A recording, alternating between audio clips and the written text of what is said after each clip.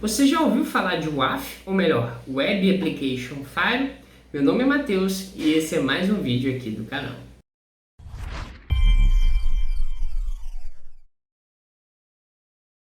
Diversas empresas como e-commerce, blogs, sites, utilizam aplicações web para alavancar os seus negócios. Já existem, por exemplo, empresas que têm, 100% do seu negócio totalmente baseado em aplicações web. Isso não é segredo para ninguém, né? Entretanto, a gente vai falar aqui no vídeo de hoje sobre o outro lado da moeda, que é no quesito da segurança dessas aplicações.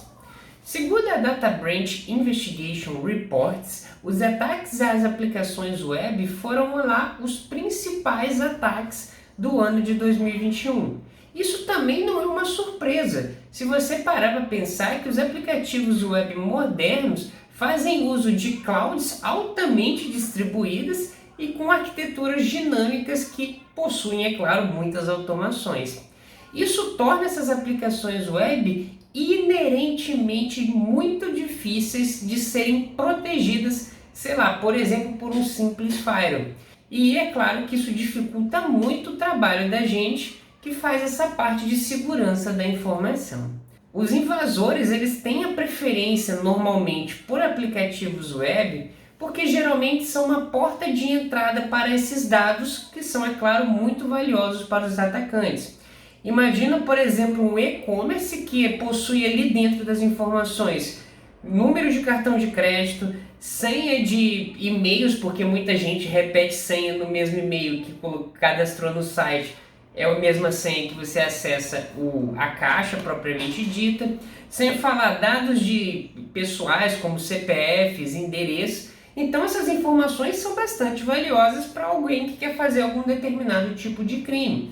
Então essas aplicações web não é nada surpreendente que elas tenham os principais focos dos hackers no ano de 2021 e provavelmente no ano de 2022 a gente vai ter o mesmo cenário. Então, como a gente queria trazer para vocês aqui um pouquinho mais sobre o WAF, o WAF vem de Web Application Firewall. Então é o trabalho do WAF ser o camarada que vai fazer a linha de frente ali da proteção dessas aplicações web. É claro que o WAF, por ser Web Application Firewall, normalmente ele é mais associado ao HTTP e o HTTPS.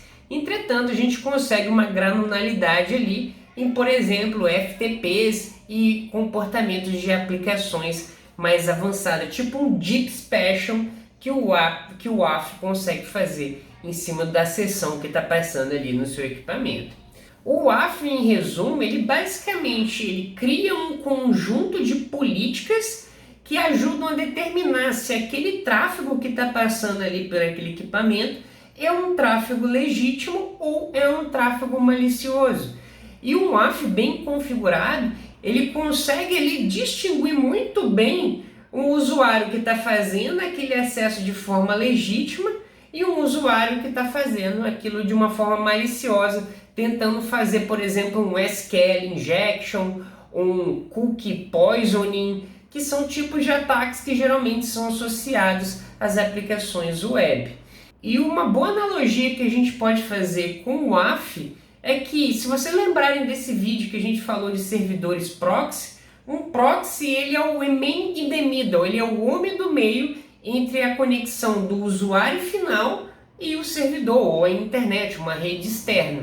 O WAF ele é como se fosse um proxy reverso, né? Porque ele é na verdade o man in the middle ali entre o servidor web e o WAF entre o usuário final. O WAF ele vai ficar justamente no meio dessa conexão. E a gente percebe aí a importância que ele tem dentro do cenário de infraestrutura de segurança das redes modernas. Porque devido a essa migração que foi feita nos últimos anos de aplicações que eram mais voltadas para ambientes on-premise migrarem para cloud, com essa migração para cloud tornou-se muito mais a superfície de ataque que os invasores conseguem atingir. E o WAF está aí para justamente proteger ou adicionar uma camada a mais de segurança nessa superfície de ataque que foi aberta com essa migração para a cloud. Então, conforme as tecnologias vão avançando, tanto a parte de ataque ela vai avançando, também quanto a parte de defesa desses ataques também vai avançando, e o WAF ganhou uma grande notoriedade nos últimos anos graças a esses tipos de migração. Existe uma confusão que muitos profissionais acham que basta eu ter o WAF que eu vou resolver os meus problemas. Bom, você ter o WAF vai resolver muitos dos seus problemas, é claro, principalmente adequar a sua empresa dentro das regras de compliance de seguranças internacionais.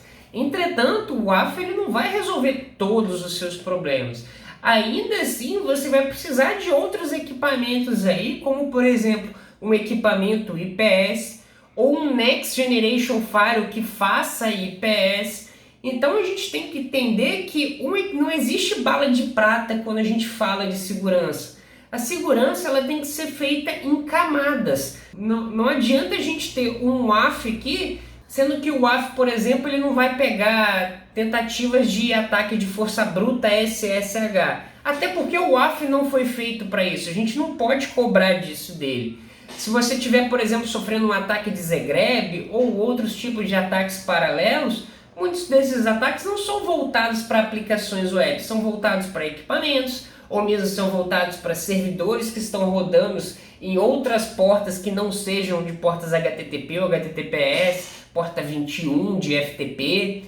Então a gente tem que entender que o WAF vai resolver bastante dos seus problemas de aplicações. Entretanto, a rede ela muitas vezes não é apenas aplicações web, ela tem outras partes de infraestruturas que também devem ser protegidas, porque senão podem ser exploradas por invasores. Então o WAF é um complemento para a nossa rede, assim como o Next Generation Firewall, um equipamento IPS, um proxy, um SSL Orchestrator. Todos esses equipamentos aí são componentes importantes de qualquer infraestrutura e também de empresas que zelam pela segurança da informação. E agora que a gente já falou um pouquinho do WAF, chega de papo, vamos mostrar aqui para vocês o funcionamento do WAF na prática dentro de um laboratório através do FortiGate. Então fica aqui comigo até o final que o lab de hoje está muito da hora. Aqui para o nosso laboratório de hoje eu trouxe um cenário onde dá para a gente mostrar muito bem um exemplo da operação do WAF.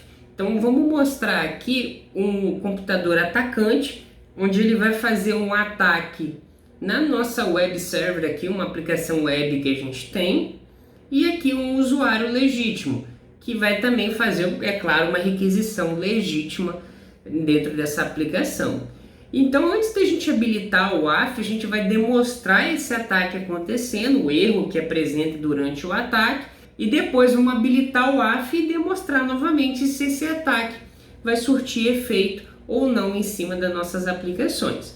Então, bora lá! Para fazer o WAF aqui, existem diversos fabricantes que você pode contratar no mercado. Um dos principais, por exemplo, é a Azure, a F5, a Akamai. Tem diversos fabricantes que trabalham com o WAF e você pode escolher aí, dependendo do tipo de aplicação, no quesito de deploy que você quer fazer. A gente está fazendo aqui em cima do FortiGate mesmo, embora seja uma aplicação mais simples, eu acho que dá para demonstrar muito bem a operação do WAF. Então eu vou abrir aqui o meu FortiGate e, como você deve estar se perguntando, como que eu faria para habilitar a função de Web Application Firewall no Fortinet?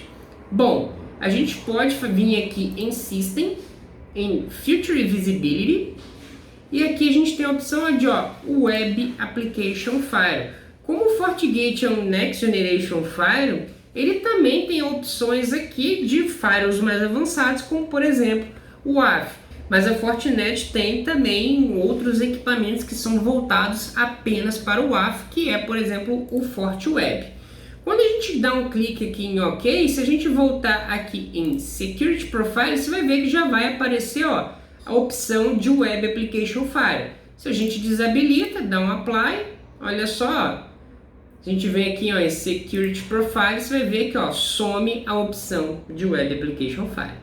Então vou habilitar novamente e a gente tem que ir lá configurar o Web Application Firewall em Security Profile. Web Application File. A gente já tem aqui um perfil padrão que a Fortinet oferece para vocês aí.